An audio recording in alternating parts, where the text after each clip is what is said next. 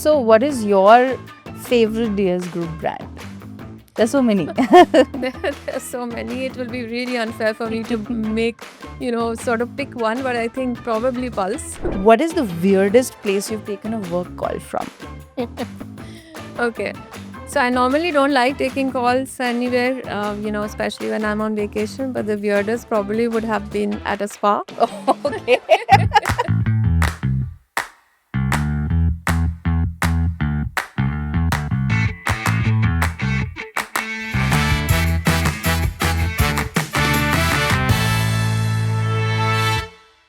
Welcome to another episode of Advantage Engage, where we talk to amazing leaders, learn from their journey, and get inspired by them.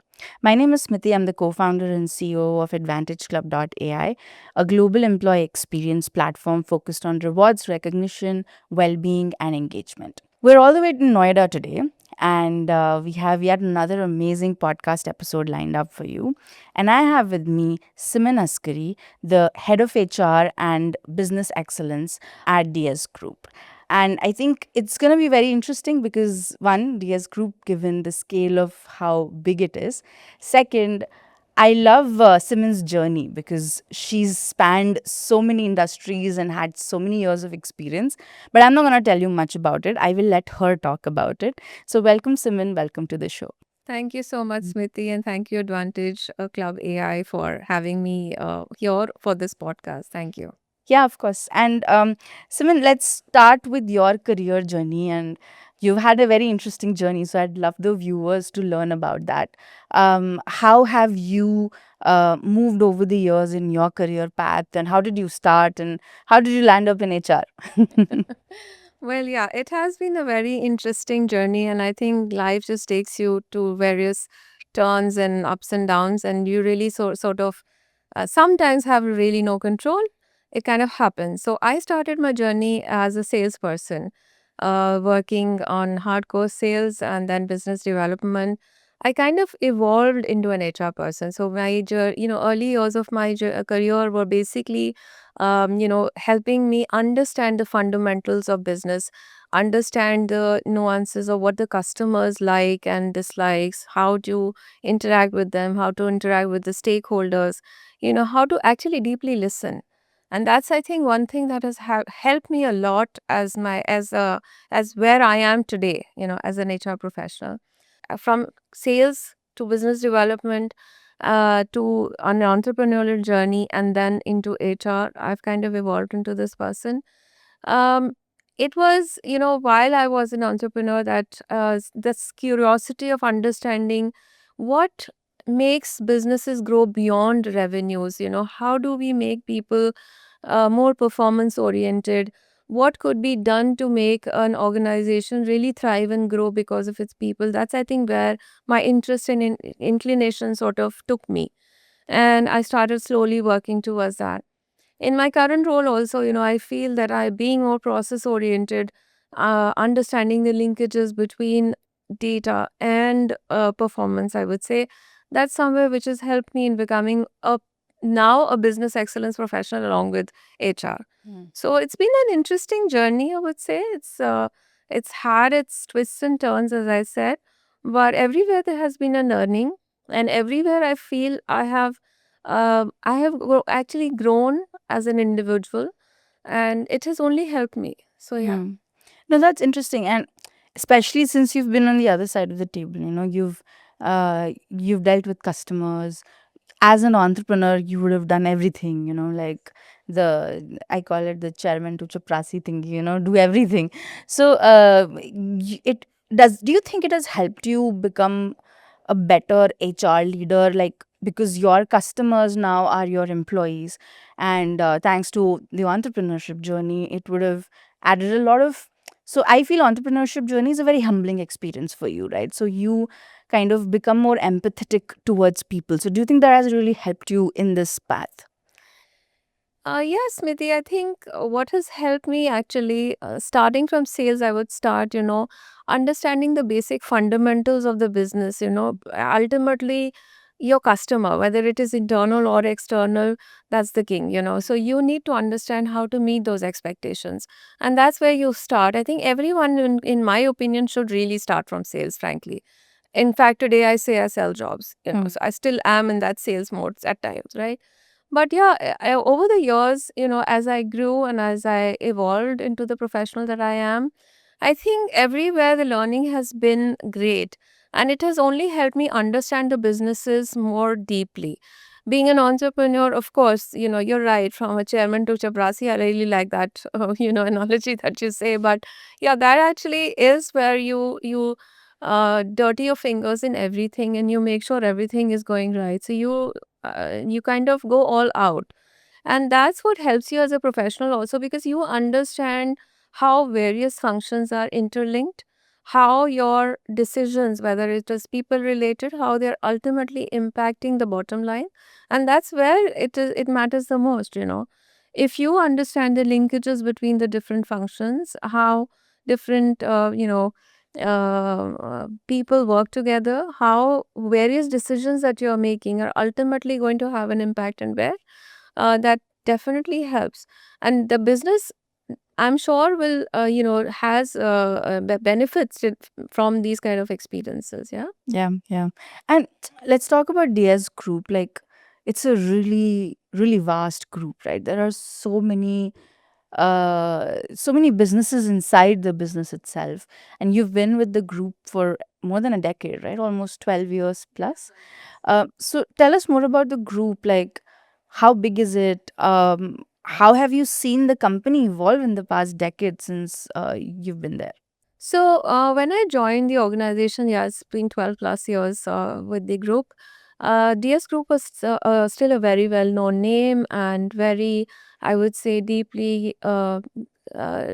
rooted commitments to family values, to commitment to quality and innovation was very well known. But yes, over the past, and it is a diversified organization, so obviously many different lines of businesses. Uh, since I have joined in, I think it has been fascinating to actually be part of the transformation journey that we have gone through.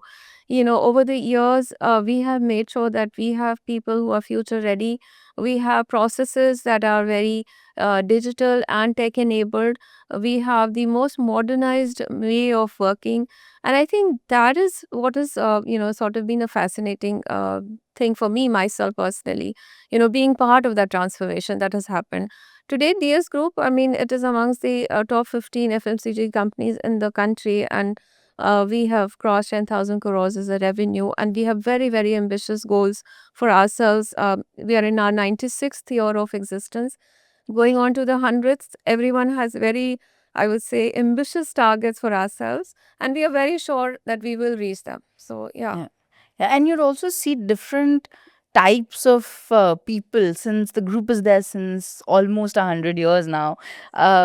You'd see people from all generations, right? So, how are they able to work with each other? I mean, I would love to understand that. Yeah, I think everywhere, you know, whenever I've had a conversation with someone, people have touched upon this because, yeah, you're right.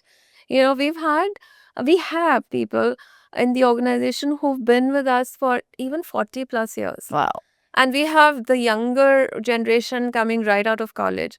So just imagine the different generations that are working together. But I think what is, central to us and what is very core to us is our collaboration. Hmm. You know, that's one of our core values. Hmm. How collaborative are we? And that's how we actually identify people also who we intake and who want, we want to come in and work with us.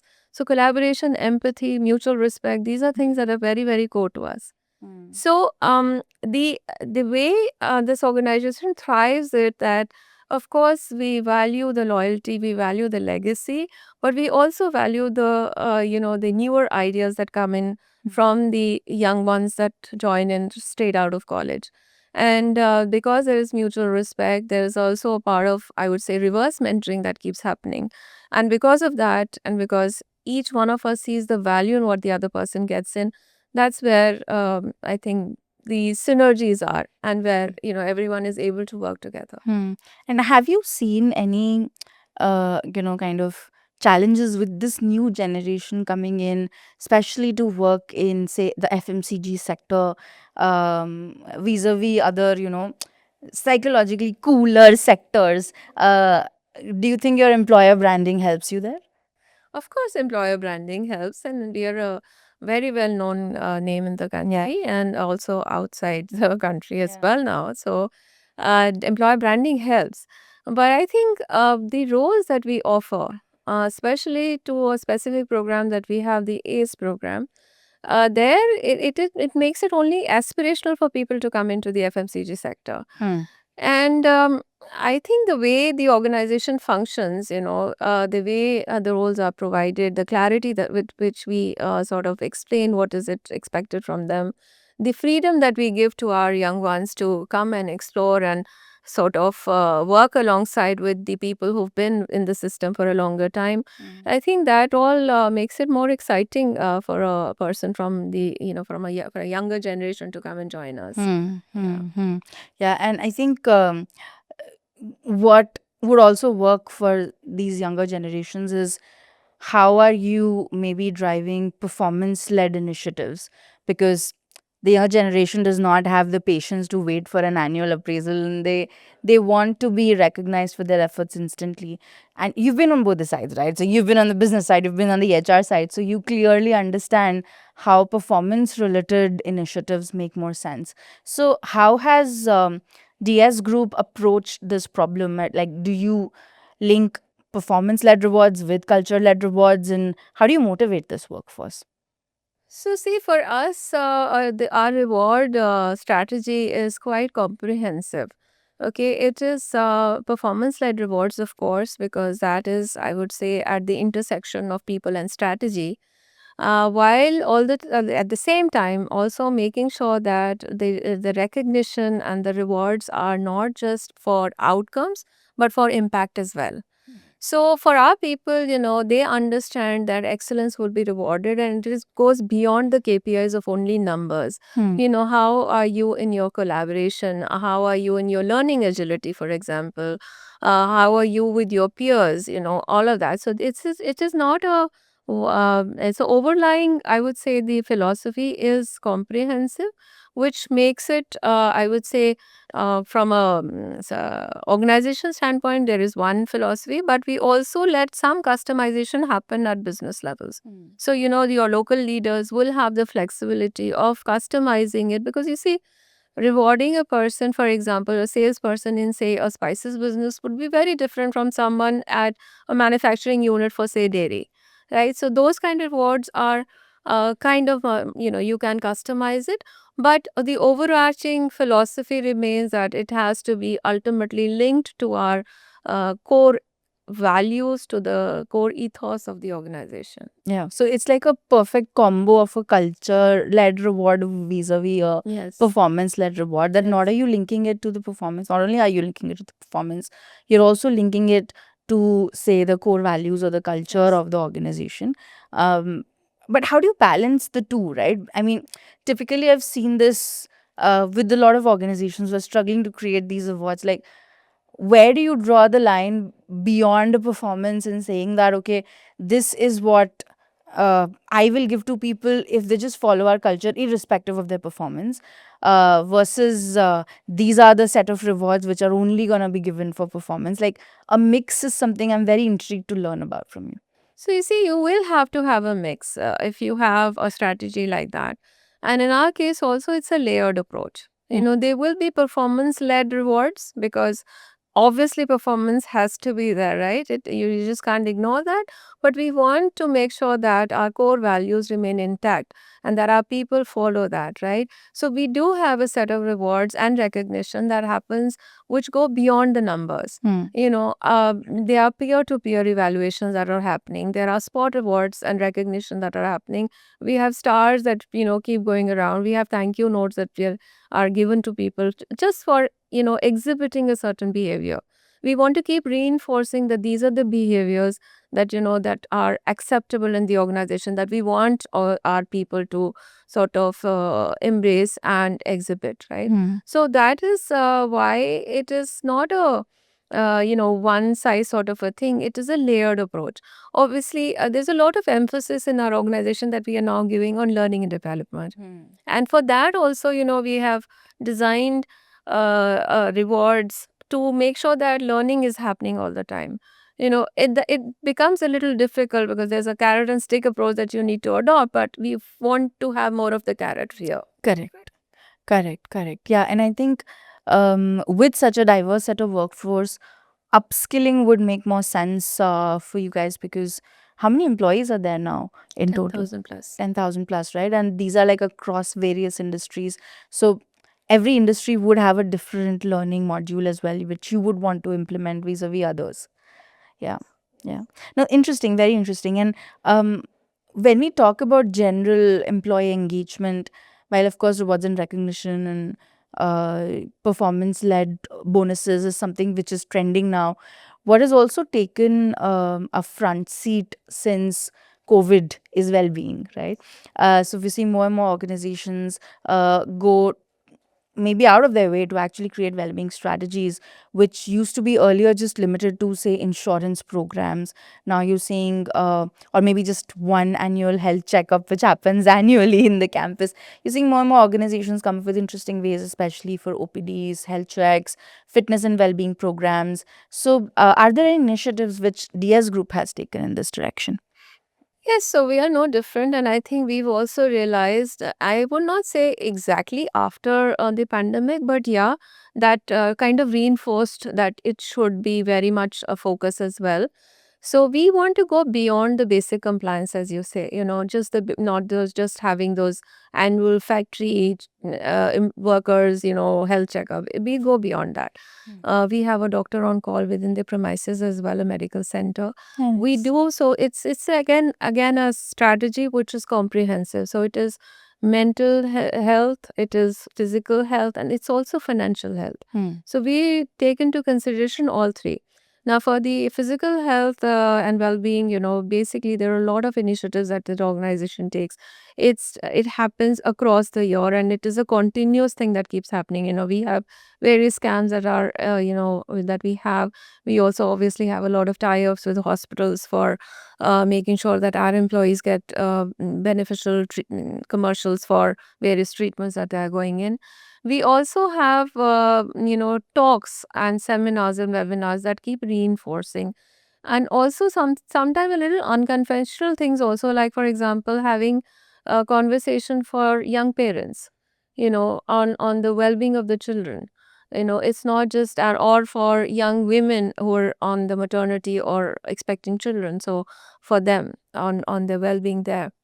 We've also had financial well-being sessions for people who are in the blue collar workspace, and I think that's extremely important because that is one section of the society that really doesn't understand very much about investments, insurance, how to go about it. And most of the time they are always on hand to mouth with their salaries just getting exhausted at the end of the month. Yeah. And I think that has helped our people understand why financial well-being and how, is important, how to go about it. Correct.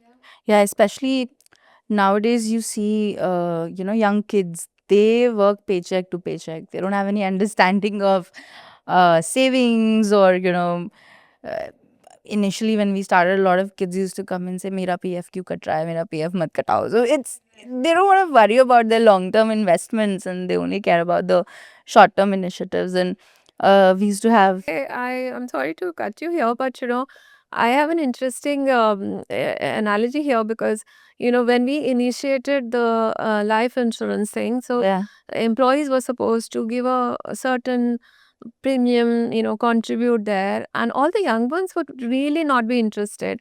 So our insurance head came to them and said, think of it that you're not having a pizza for a day, just that much. Okay, just one day in a year. That's all that you're spending. And can you not just give that much? And frankly, I don't know how, but it did work. This Yeah. statement of his did work. And it's important. But you're right, youngsters don't really understand the importance of financial well-being. Yeah, yeah. And I think with the how the year is going since January, all of the mishaps which have been happening, I think life insurance sales are gonna be taken more seriously now. Like, we also started considering taking life insurance this year because of what all is happening. Plus, we are new parents, so now we start thinking in that direction. But till date, we didn't think about it. So I think, yeah, it's mostly a generational thing, and also it's all about priorities. Like, is this my priority? Maybe not, but yeah, and a lot of macro factors come in play when you see what is happening around you. Now, that's interesting. And um, so generally, in DS Group, obviously, you have over a decade taken a lot of HR initiatives. So can you talk about one HR initiative which you are really proud of or you felt made a good difference in the organization? So, we've been taking a lot of HR initiatives. I mean, that's part of the reason why I feel so excited going, getting up and going to work every day, because I feel every day is a new day, frankly, here. And there are a couple of initiatives. I think one of the first that I took, I think I'm really proud of that, and it's worked out really well for us, is the ACE initiative. Hmm. Okay, the ACE program that we have, it is basically to induct young graduates from the top B schools of the country, take them through a very, longish induction, which takes them through various functions, various businesses, and throughout this period, they actually work on process improvement projects. So it's more, and ultimately they are placed as in strategy or even in operations under a business head or a HOD or a director directly. So the role is quite exciting, and the way this has worked is that it has helped us create a pipeline of leaders and the young leadership that is coming in. And it has also helped us in looking at the way we used to work from a fresh perspective. And because these younger generations come in with the added advantage of being, of having studied in the best institutes of the country, they bring in a lot of analytical approach towards work. Mm. And I think that has kind of helped in, bringing in a lot of value. Mm. So this initiative now, we've had our 11th ACE batch joined in April. I'm really proud of it, and I feel that's really brought in a lot of value. Yeah, Yeah. yeah. And something else that I think we've done really well is the DS Learning Academy. It's called Disha. Disha, of course, in Hindi means direction, but it also subtly incorporates the D and S in it. So it kind of helps in the branding of the thing as well. Disha is the platform that is AI enabled, and it helps in giving hyper personalized learning journeys to our people, Mm. and that has helped in actually pushing learning and development in the organization. Mm. So it is on the go learning for our people. It has got a lot of modules that are customized, that are, make sort of tailor made for your requirements. Mm. People are able to go and actually opt for certain courses that may not even be part of their journey, but they're able to see it on the portals and they're able to opt for it and, go. There's been a lot of enthusiasm for that, and I think that's also something that we've done well. Yeah, and hyper personalization obviously is not the future; it's the present now. Where I think the faster solutions can adapt to be more personalized and customized to their users. I think the better used they will be, and everyone's on the AI bandwagon, including us. So hyper personalization is something we're very pro towards.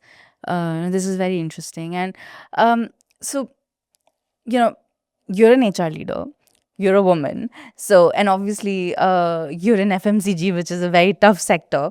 Like, there's this news on the first woman CEO in Unilever, right? So that was a big deal. So, what kind of barriers do you think exist? Because it's a very heavily male dominated industry, right? So, what kind of barriers do you think still exist in the corporate world, especially in industrial segments where you have manufacturing, etc., being so heavy that as a woman leader or as a woman aspiring to be a leader in this industry, what advice would you give to people, or from your personal experiences, how have you navigated certain challenges? So you're right, in the FMCG sector, I would say, while there have been inroads and there has been inclusion, and we all organizations try to make sure that there are inclusive workspaces. But I think there are challenges structurally as well as culturally. Like structurally, of course, you're right, in a manufacturing or sales oriented organization, there are very few women that you find on the shop floor or in the field, right? But there is a mindset and cultural biases also that are there in organizations, and that stem from questions around leadership capabilities to around assumptions of whether there'll be a continuity at various life stages of a woman, right? So I would say, yeah, FMCG sector has these unfortunately challenges. But as I see it, I see myself as a leader who tries to create spaces and ecosystems that help women thrive in that ecosystem. So my job is not only to get in women into the workspace, but try and make the workspace and the ecosystem in a manner compatible so that they thrive in it. And, for young girls, I would say there will be challenges. There are challenges. Your careers are never linear, there will always be ups and downs, right? You need to make sure that you are overcoming those challenges and you're prepared for it. So, some of the things that I always talk to young girls is don't lose hope, don't be apologetic about your ambitions. Openly speak about it. Walk in with your knowledge. If you walk into a meeting with the knowledge, nobody's really going to question whether you're a man or a woman. Your competence speaks for itself. And that I feel that's what I have done myself. I never liked this term woman leader. I am a leader. I happen to be a woman. Yeah. Right. And that's, I think, what I try and tell people, including my own daughter. Yeah. And independent women, go out there, speak your mind. You have knowledge that backs it. I think that's important. Also, what is important is, uh, to make sure that you're visible. There are a lot of times because we have challenges, because there is difficulties, we try and step back and say, okay, let's just take it easy for a little while. But that's when you start becoming invisible. Correct. Then people just start, stepping over you, going to the next person. And also the third thing, I think, which is most important, is keep learning. Be curious, be hungry for learning. The more you understand different things which are not even in your domain, I think the more valuable you become to an organization. And then there is no way anyone is going to say this is a woman or a man, frankly. Yeah. No, I completely agree. Especially around the.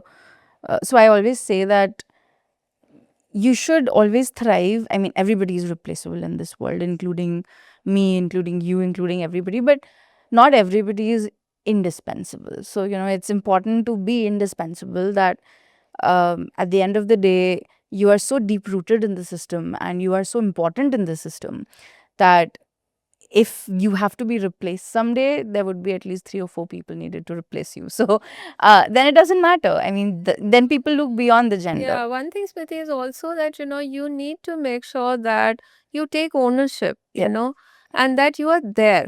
Yeah. You're there, you're just available. So people know that you're dependable. Correct. I think that's something which somewhere is missing in the younger generation at times. Yeah. So if you And that's understand, irrespective of gender.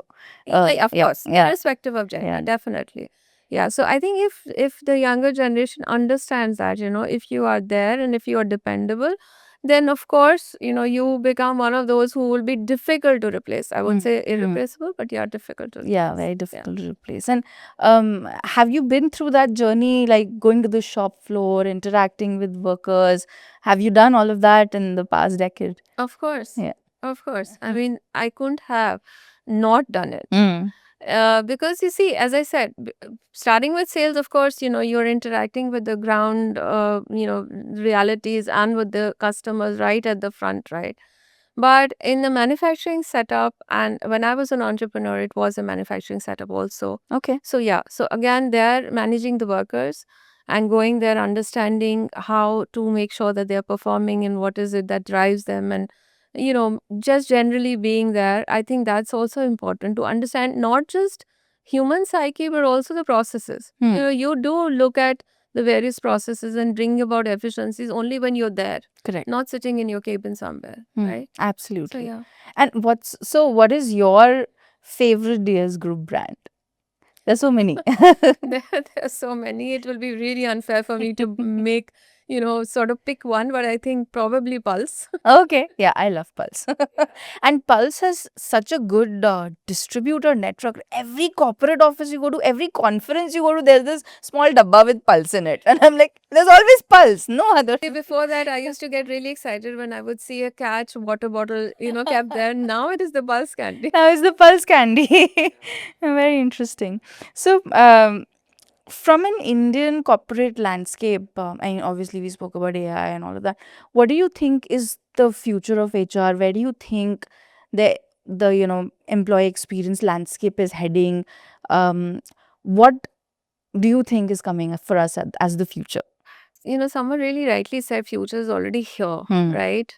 But I feel HR has moved uh, a lot from what it used to be to what it is today and what is it is expected to be, in the future as a true business partner, right?